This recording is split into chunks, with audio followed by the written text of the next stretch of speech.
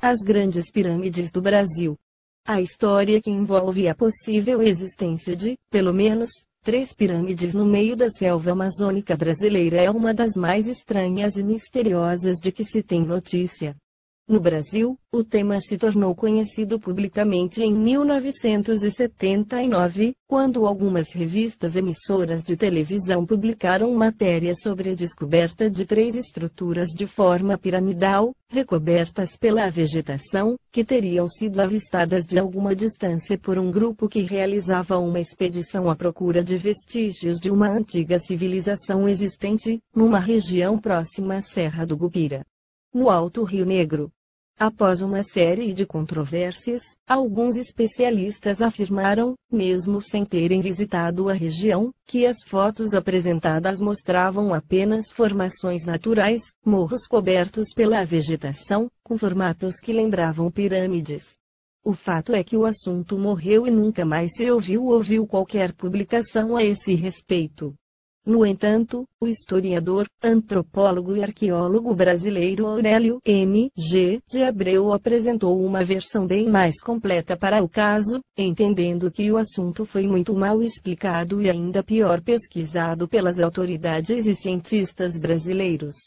A história complicada começou em 1971, quando um piloto alemão que se encontrava em Manaus teve contato com um homem que dizia ser nativo da Amazônia, de uma região do interior, pertencente a uma tribo chamada Uga-Nugulala, filho de pai alemão e mãe indígena, e que falava alemão correntemente.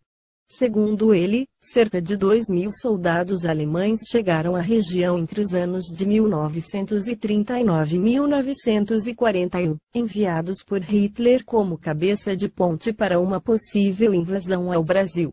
Quando retornaram em 1945, alguns deles resolveram permanecer e se misturaram aos nativos.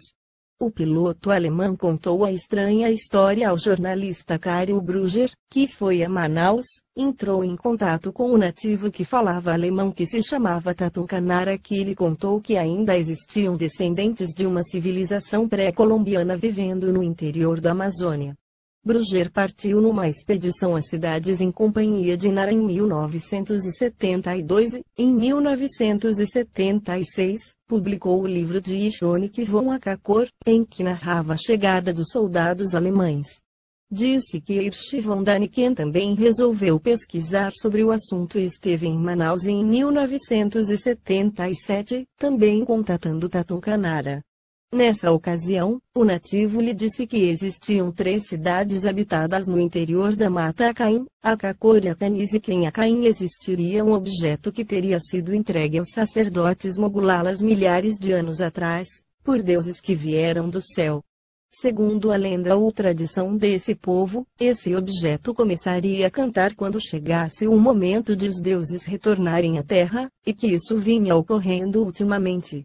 O piloto que primeiro fizera o contato foi encarregado por Daniken de dirigir-se até Acaim e obter o suposto objeto, e para tal armou-se uma expedição que, por sua vez, teve de contar obrigatoriamente com um arqueólogo brasileiro, sendo escolhido Roldão Pires Brandão.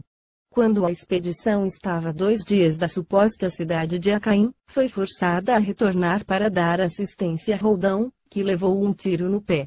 Segundo um comunicado da revista Ancient Skis, editado pela Ancient Astronaut Society, Roldão se teria ferido propositadamente para impedir que a expedição prosseguisse. Disse que a informação sobre as pirâmides foi passada à imprensa pelo próprio Roldão, depois que soube de uma expedição inglesa que estaria tentando atingir a região partindo da Venezuela. O jornalista Cario Brugger retornou ao Brasil em 1981 e tentou realizar mais uma expedição com Tatu Canara e um cineasta, mas a viagem foi suspensa porque o nativo disse que não haveria nenhuma segurança em atravessar a região, abalada por tribos em pé de guerra. A imprensa brasileira também publicou matérias procurando desmentir os acontecimentos, insistindo em que o nativo Tatu Canara seria, na verdade, um ex-marinheiro alemão, neurótico de guerra, que teria inventado toda a história. No entanto, o jornalista Brugger conseguiu colher material na Alemanha Oriental, um filme que mostrava a partida do grupo de soldados rumo à América do Sul e sua chegada à Amazônia. E as fotos obtidas são reais, por maiores que sejam as divergências.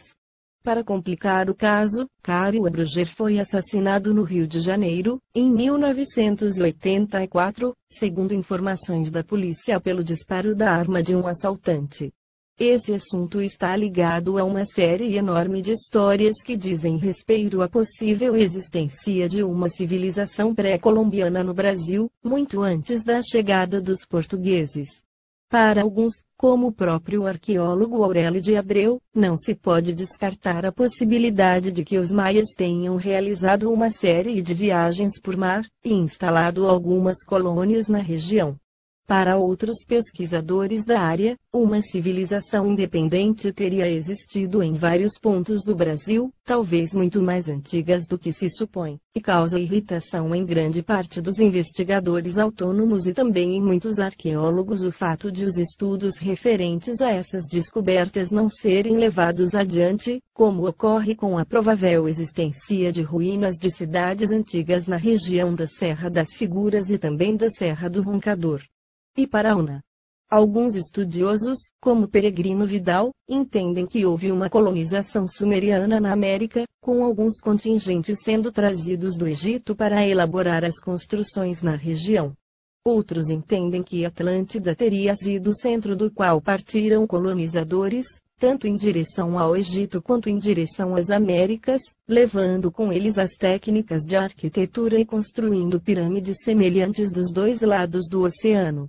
Outras linhas de pesquisa entendem ainda que Atlântida seria a própria América, o centro do qual se teria originado uma série de civilizações, inclusive a egípcia, e não é de estranhar que sejam encontradas pirâmides na região do Amazonas.